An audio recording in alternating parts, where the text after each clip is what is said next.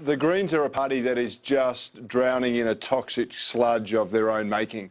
And I tried to point out last week in the Parliament by moving a motion, it hasn't been dealt with yet, to highlight the litany of sexual accusations, the abuse, the bullying accusations, the sorts of things you've highlighted today, and how Richard Di Natale and the Greens in Canberra have remained absolutely silent. And whilst I was giving them a spray, they were abusing me and saying, you're a disgrace, what a terrible person I am, and all that. Everything I said was proved accurate. 2 hours later, they're giving a belated, this is the wrong thing to happen. They are the hypocrites of the highest order.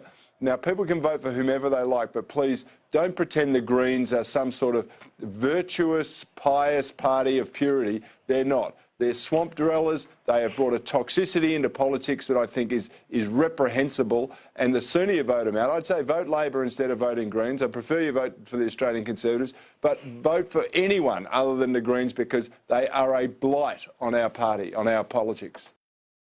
Labor need the Greens' preferences, but ultimately they don't have to do deals with them. Are the Greens really going to preference the Liberal Party, or are they going to preference One Nation or my party ahead of Labor? I mean, if you cut them right out, I think that's the healthiest thing you can possibly do.